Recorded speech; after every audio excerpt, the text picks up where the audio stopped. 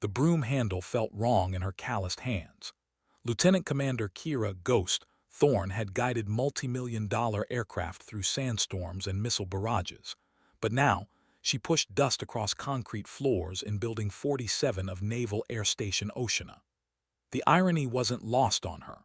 America's most decorated female naval aviator reduced to janitorial duty, while a review board decided whether her career deserved to survive. It was 3:47 hours when the silence shattered. Emergency claxons pierced the Virginia darkness as red warning lights bathed the corridors in apocalyptic hues.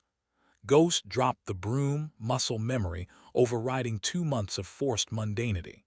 Her legs moved before her mind caught up, years of combat conditioning erupting through bureaucratic suppression. Chief Petty Officer Marcus Reaper Valdez appeared in the doorway like death's messenger. His weathered face, scarred by shrapnel from Fallujah, carried an expression she'd never seen before, desperation mixed with something that looked suspiciously like hope. Without speaking, he extended his M4 carbine toward her, the weapon trembling slightly in hands that had never shown fear. "Ma'am," his voice cracked through decades of authority, "we need you." The words hung in the fluorescent-lit hallway like a prayer. Behind Valdez, she glimpsed other figures, SEALs, Marines, Air Force pilots, all watching her with expressions that oscillated between skepticism and desperate faith. These were warriors who had bled in foreign deserts, men who measured worth in courage under fire, yet something had driven them to seek help from a disgraced pilot wielding a janitor's broom. Ghost's fingers wrapped around the rifle's polymer grip. The weapon felt familiar, comforting in ways the broom never could. "What's the situation, Chief?" Valdez's eyes reflected the emergency lighting as he spoke words that would haunt her forever. "Unknown aircraft violated restricted airspace 12 minutes ago. It's not responding to radio contact, not showing on radar properly, and it's heading straight for the Pentagon. Every pilot we've scrambled either can't get a visual or," he paused, swallowing hard, "or they're not coming back." The base's PA system crackled to life with mechanical urgency. "All personnel to emergency stations. This is not a drill. Repeat, this is not a drill." Ghost felt the familiar electricity of combat awareness flooding her system. Her dishonor, her court-martial proceedings, the whispered accusations of cowardice that had followed her like shadows, none of it mattered now. Something was hunting in American skis, and these hardened warriors believed she was their only hope of stopping it. She had been sweeping floors for 63 days. Now, death itself was asking her to fly again. The fluorescent lights flickered as if responding to the weight of the moment. Ghost looked at the faces surrounding her, men who had initially mocked her fall from grace, who had whispered jokes about the ghost who had lost her nerve. Now those same faces reflected something she hadn't seen in months, respect born of desperation. "Where's my aircraft?" she asked, her voice steady despite the chaos erupting around them. Valdez almost smiled. "Hangar 7, ma'am, she's fueled and ready." Ghost handed back the M4 and started moving toward the hangar, her stride transforming from janitor's shuffle to predator's prowl. Behind her, boots echoed against concrete as the impromptu escort fell into formation.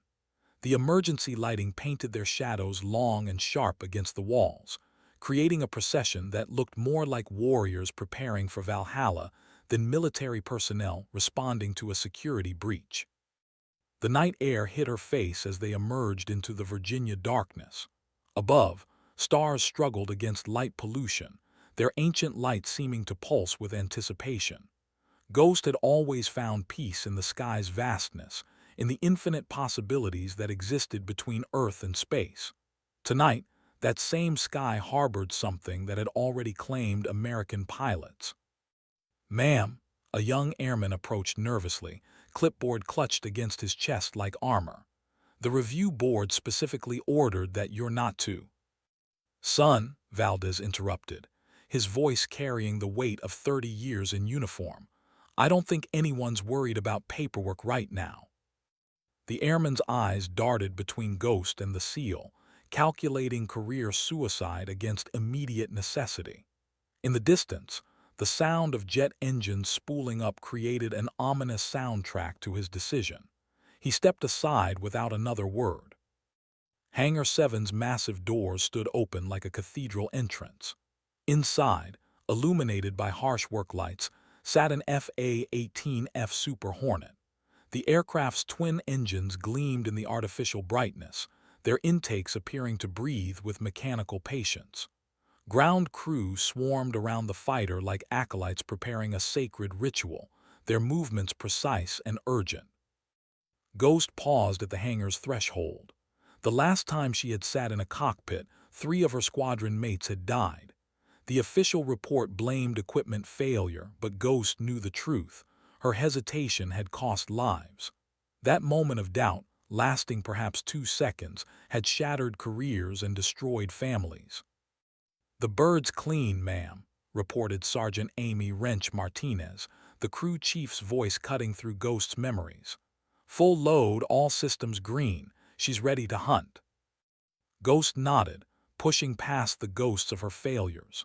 Whatever flew in American airspace tonight had already proven capable of defeating the military's best.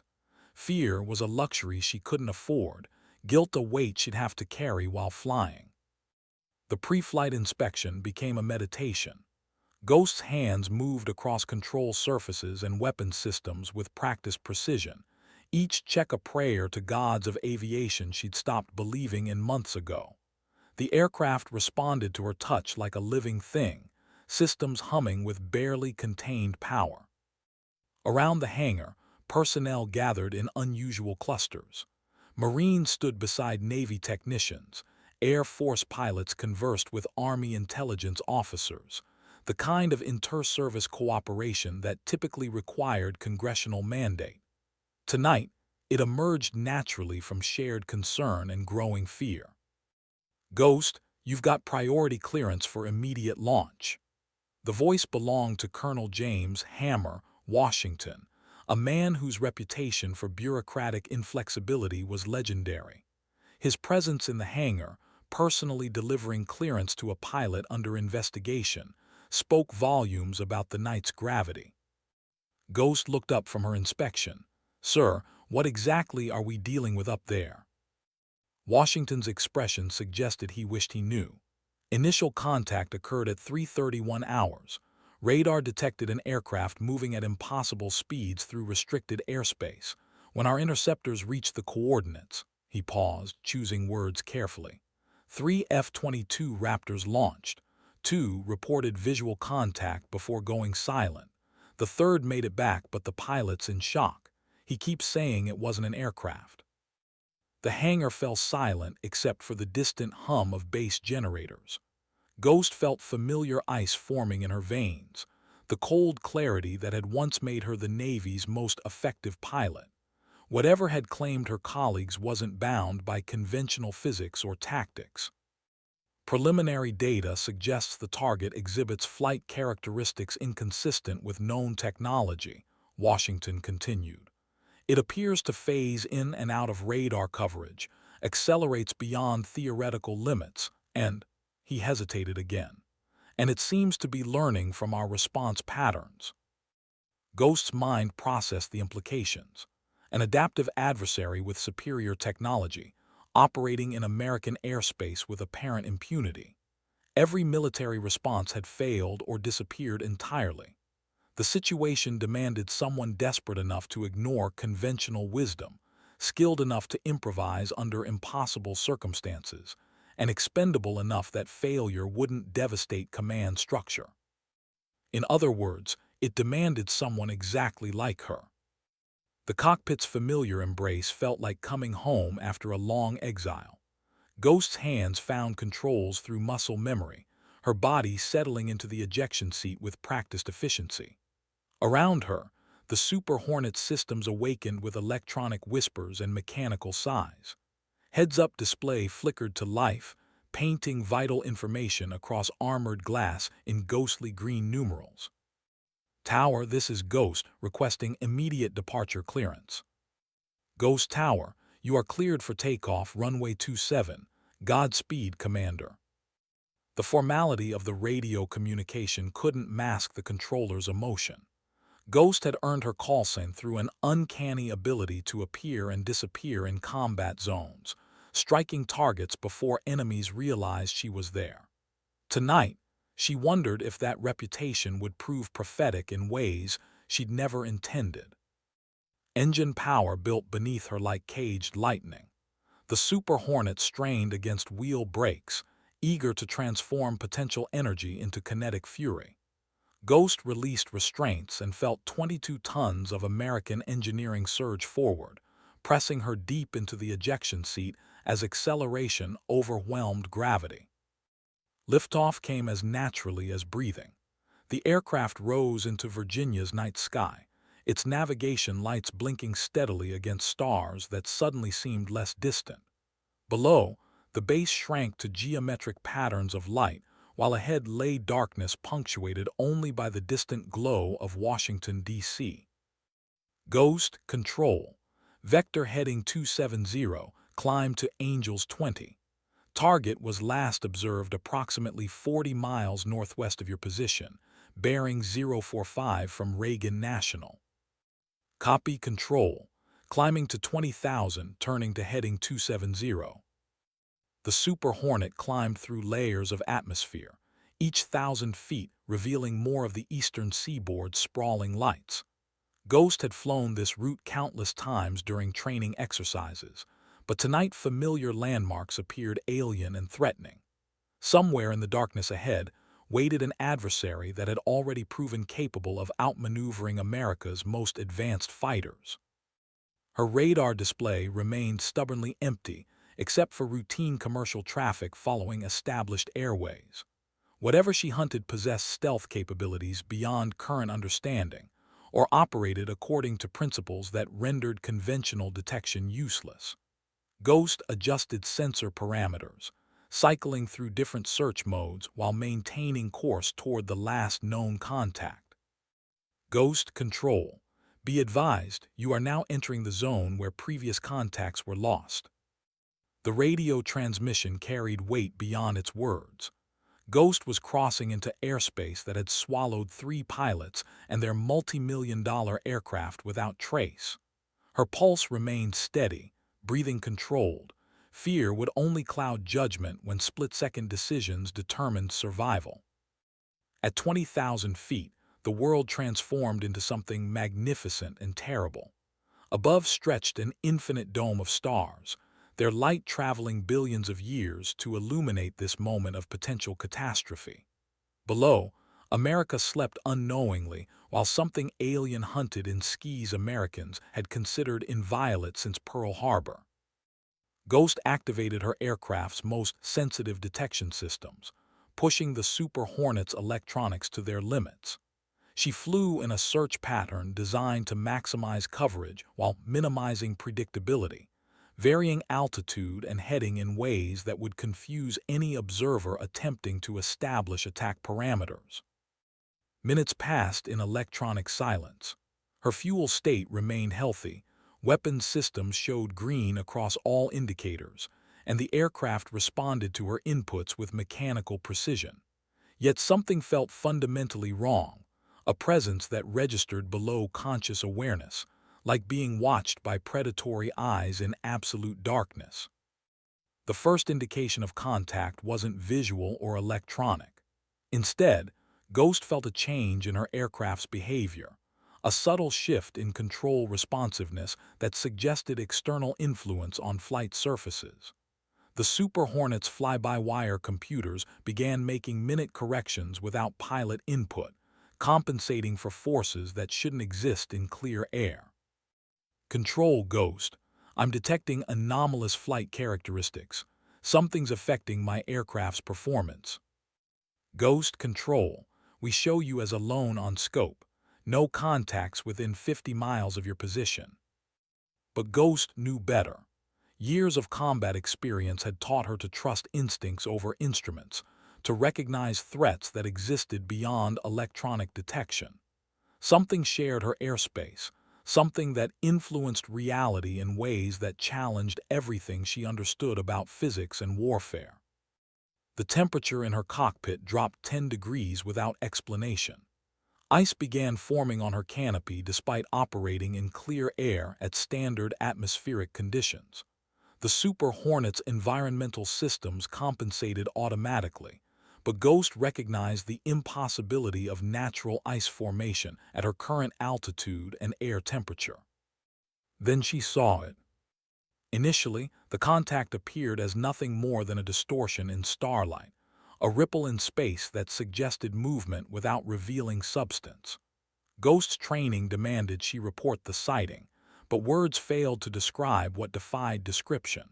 How could she explain something that existed in the spaces between visible and invisible, solid and ethereal?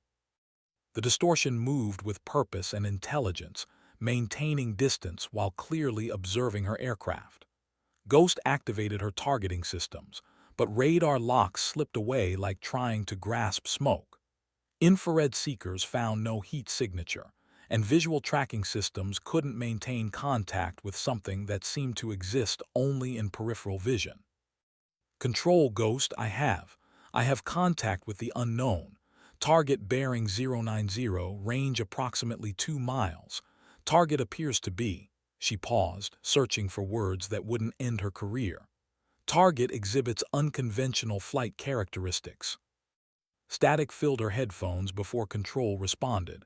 Ghost, we show no contacts in your vicinity. Please confirm your status. The distortion suddenly accelerated, moving from her 3 o'clock position to directly ahead in a maneuver that should have been physically impossible. No aircraft could change direction that rapidly without destroying itself through excessive G-forces. Yet whatever she pursued had accomplished the transition as smoothly as thought itself. Ghost pushed her throttles forward, the Super Hornet's twin engines responding with throaty roars that echoed off her cockpit walls. She banked hard right, pulling GS that pressed her deep into the ejection seat while trying to maintain visual contact with something that shouldn't exist. The chase began in earnest. What followed challenged everything Ghost understood about aerial combat. The entity, she could no longer think of it as an aircraft, moved through three-dimensional space with fluid grace that made her Super Hornet feel clumsy and primitive. It seemed to anticipate her maneuvers before she executed them, responding to her intentions rather than her actions. Ghost pulled into a vertical climb, afterburners painting the night sky with twin columns of fire. The entity matched her ascent effortlessly, maintaining precise formation despite the crushing acceleration that should have incapacitated any human pilot. At 30,000 feet, Ghost rolled inverted and dove back toward Earth, hopping to use gravity and superior thrust-to-weight ratio to her advantage. The entity simply disappeared. Ghost's radar screens showed empty sky. Visual searches revealed nothing but stars and the distant glow of civilization below. For 30 seconds, she flew alone in the darkness, beginning to wonder if stress and guilt had finally shattered her sanity. Then the temperature in her cockpit plummeted again, and ice began forming on instruments that had been clear moments before. It reappeared directly above her. Ghost looked up through her canopy and saw something that would haunt her dreams for whatever remained of her life. The entity hovered motionless 50 feet overhead, no longer bothering to maintain the pretense of conventional physics. It appeared solid and translucent simultaneously, defined by edges that shifted like liquid mercury while maintaining overall coherence. More disturbing were the patterns that played across its surface, geometric designs that hurt to look at directly, symbols that suggested intelligence beyond human comprehension. The entity studied her with senses she couldn't understand, evaluating her aircraft and capabilities with alien curiosity. Ghost's weapon systems achieved lock automatically, targeting computers, finally finding something solid enough to track. Her finger moved toward the trigger, decades of training demanding she engage a potential threat to American airspace. But something in the entity's behavior suggested this wasn't an attack, it was an examination. The radio crackled with increasing urgency. Ghost, Control, we're showing massive electromagnetic interference from your position. What's your status? Control, I have visual contact with the unknown. Target is analyzing my aircraft. Request permission to engage. Ghost, you are authorized to engage any hostile aircraft in American airspace. But Ghost hesitated. The entity wasn't behaving aggressively. Instead, it seemed genuinely curious about her and her aircraft, studying them with scientific detachment rather than military intent. Her targeting system maintained lock, weapons ready to fire, but something stayed her hand. The entity suddenly withdrew, accelerating away from her position with impossible speed. Ghost watched it disappear into the star field, leaving her alone with questions that would change everything she believed about reality and America's place in a universe far stranger than anyone imagined. She was no longer just hunting an intruder. She was making first contact. The realization struck Ghost with crystalline clarity as she watched the entity vanish among distant stars. This wasn't an invasion or attack. It was reconnaissance. Something had come to study humanity's military capabilities, and she had just participated in their evaluation. The thought should have terrified her, but instead she felt a strange mixture of awe and responsibility. Control, Ghost. Target has withdrawn. I'm returning to base for debriefing. Copy, Ghost. Outstanding work out there, Commander. The formality of the transmission couldn't disguise the relief in the controller's voice. Ghost had accomplished what 3 previous pilots had failed to do. She had made contact and survived. But as she banked toward home, she understood that survival was only the beginning. During the flight back to Oceana, Ghost's mind raced through implications that stretched far beyond military protocol. If the entity represented extraterrestrial intelligence, its study of human defenses suggested preparations for something larger. If it originated from terrestrial sources, the technology gap indicated threats her country was unprepared to face. The Super Hornet's engines hummed with mechanical reliability as familiar landmarks appeared below. Ghost had left the base as a disgraced pilot seeking redemption. She was returning as humanity's first confirmed contact with intelligence beyond current understanding. The irony wasn't lost on her. Exile had prepared her for encounter with the ultimate outsider. Landing came automatically, muscle memory guiding 22 tons of American steel onto the runway with textbook precision. But as Ghost taxied toward Hangar 7, she noticed unusual activity around the base perimeter. Additional security vehicles, unfamiliar personnel in civilian clothing, and communication equipment that suggested this incident had attracted attention from very high levels of government. The hangar bustled with activity that felt more like a movie set than military installation. Officers from multiple services clustered around computer screens displaying radar tracks and sensor data. Technicians analyzed electromagnetic readings, while intelligence personnel documented everything with obsessive thoroughness. Ghost shut down her engines and began post-flight procedures, but her hands moved automatically while her mind remained focused on larger questions. The entity had possessed capabilities that rendered conventional military response inadequate. If it returned with hostile intent, America's technological advantages would prove meaningless against physics that operated according to different rules. Chief Valdez appeared beside her aircraft as the canopy opened, his weathered face reflecting curiosity and concern.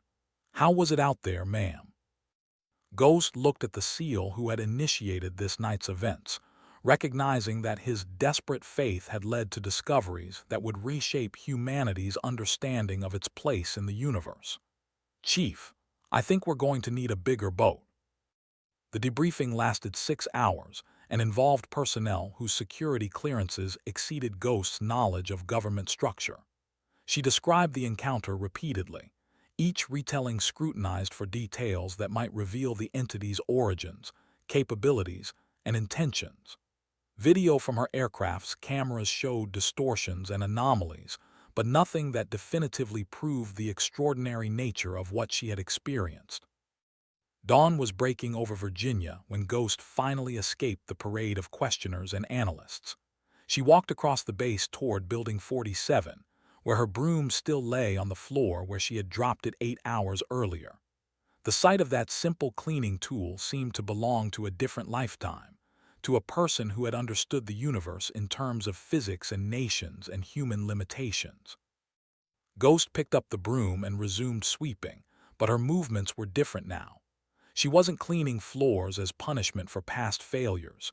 She was maintaining order in a world that had suddenly become far more complex and dangerous. The routine gave her time to think, to process experiences that challenged everything she had believed about reality. The morning brought new urgency to activities around the base. Additional aircraft arrived carrying personnel with credentials that suggested involvement in projects, so classified that their existence was theoretical.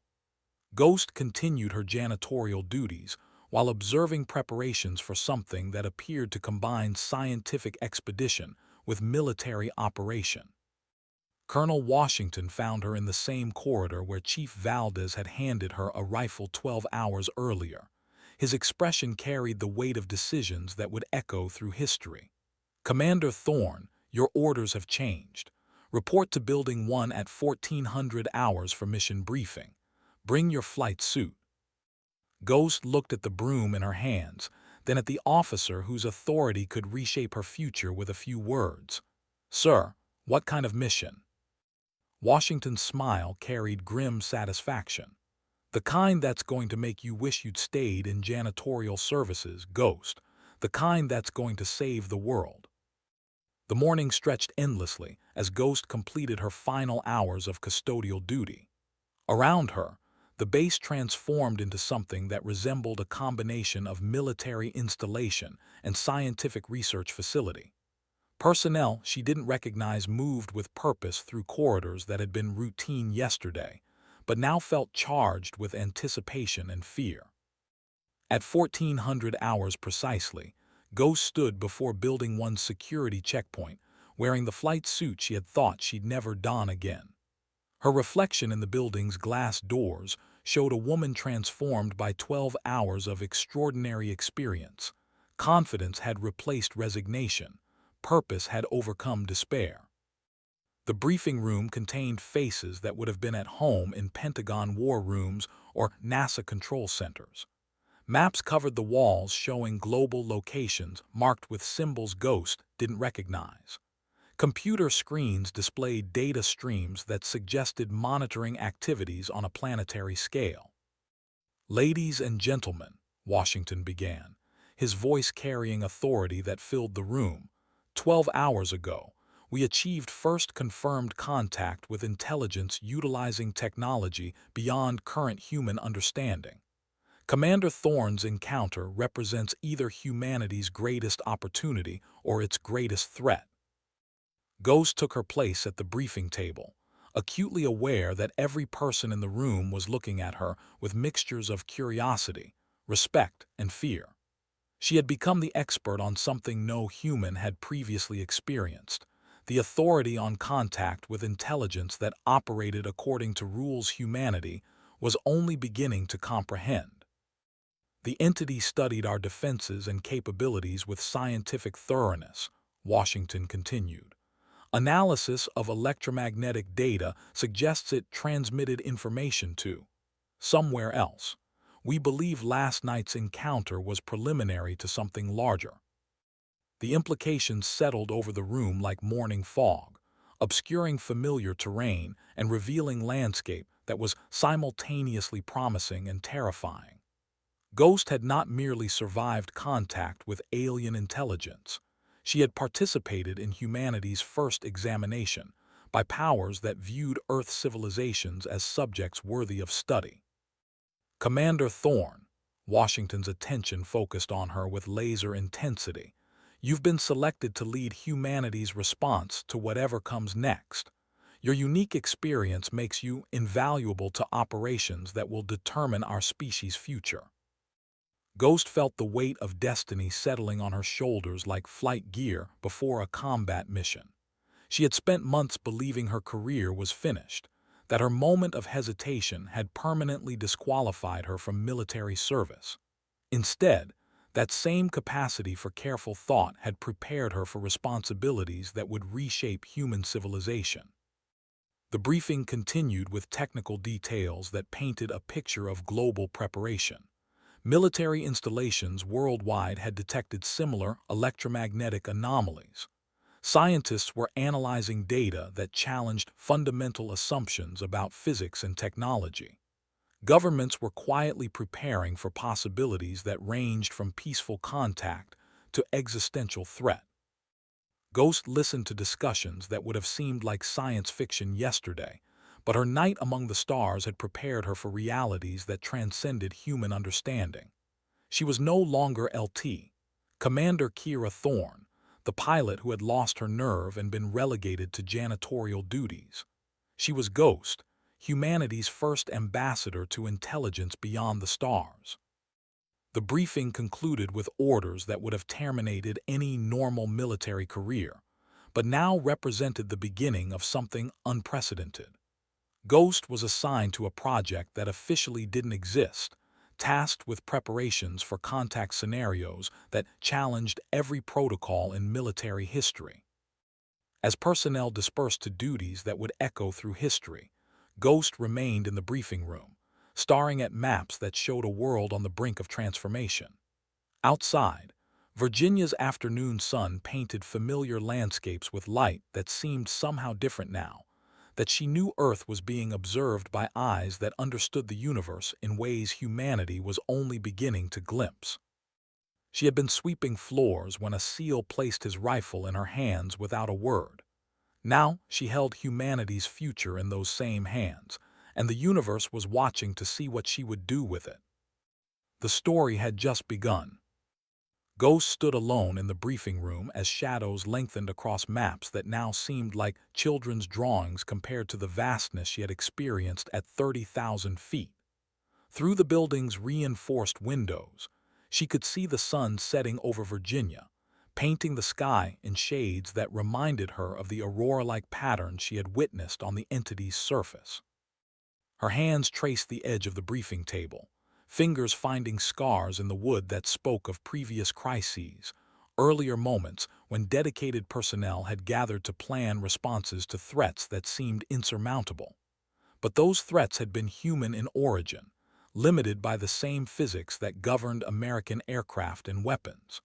What she had encountered operated according to rules that rendered traditional military planning obsolete. The door opened quietly, admitting Chief Valdez. The SEAL's weathered face reflected the same mixture of awe and apprehension that Ghost felt churning in her stomach. He approached the table where she stood, his movements carrying the careful respect of a warrior, acknowledging a superior who had proven themselves under fire. "Ma'am," his voice carried decades of military precision, "I wanted to thank you for answering the call last night."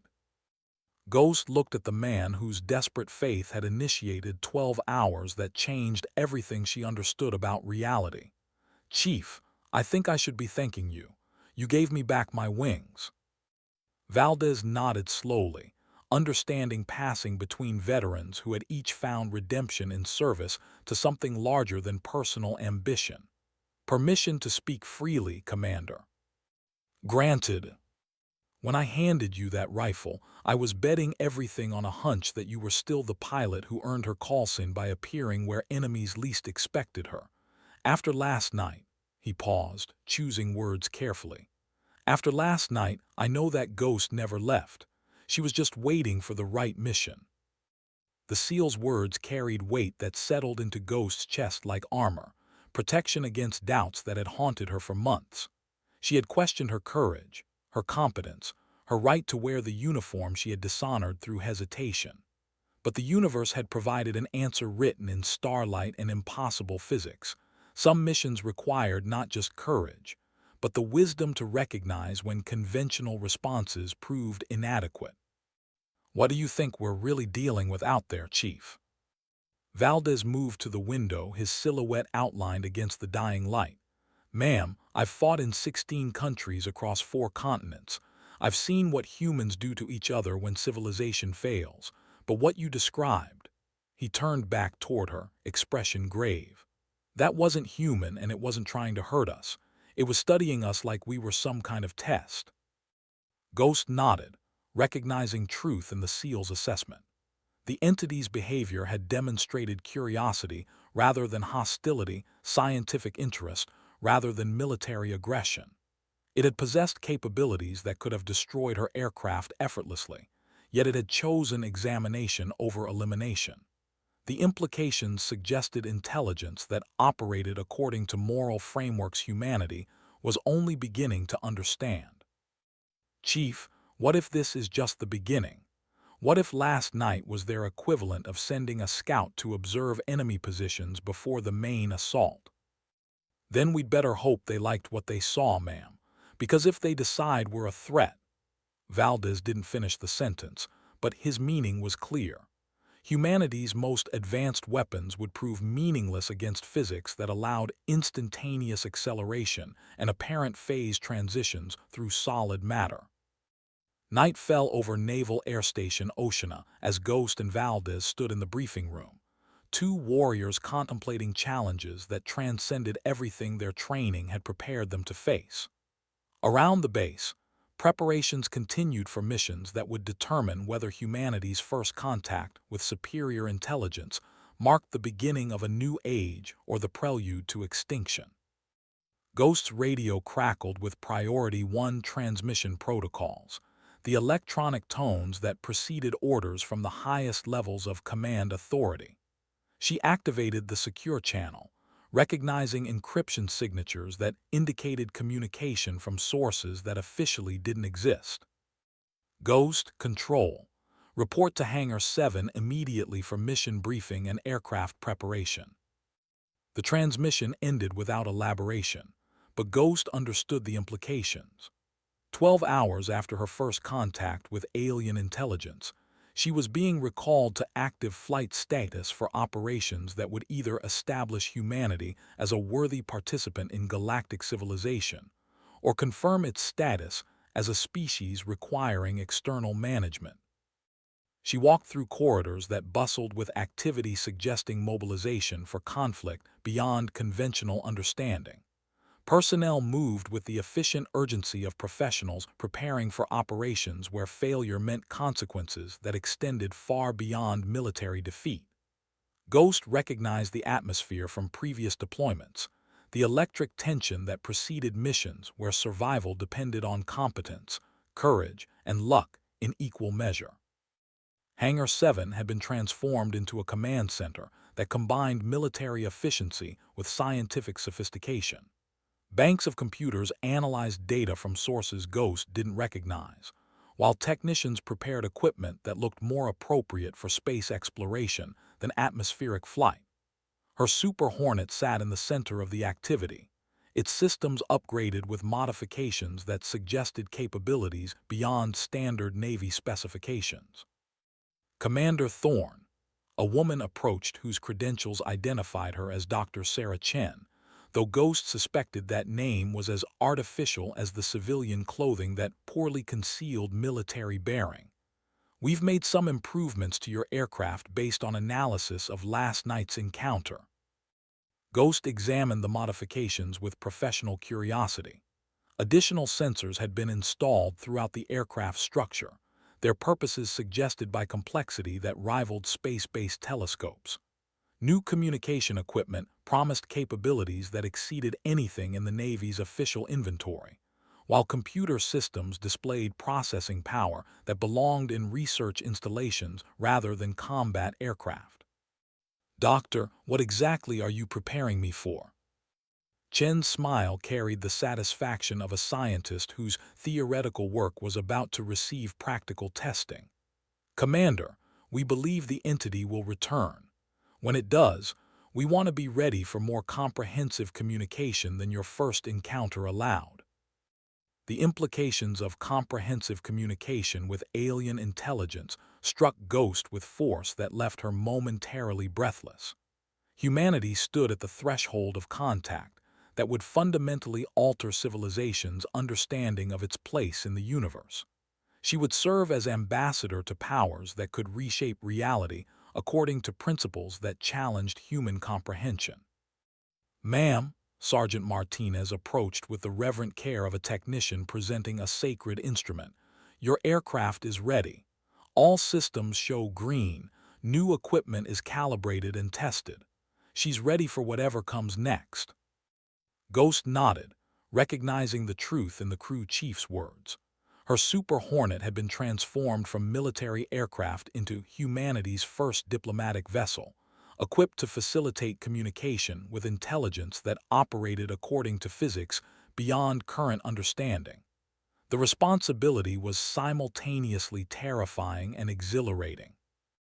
As midnight approached, Ghost stood beside her modified aircraft, wearing a flight suit that had been upgraded with sensors and communication equipment that felt more appropriate for space exploration than atmospheric flight. Around her, personnel completed final preparations for a mission that would either establish humanity as a worthy participant in galactic civilization or confirm its need for external guidance.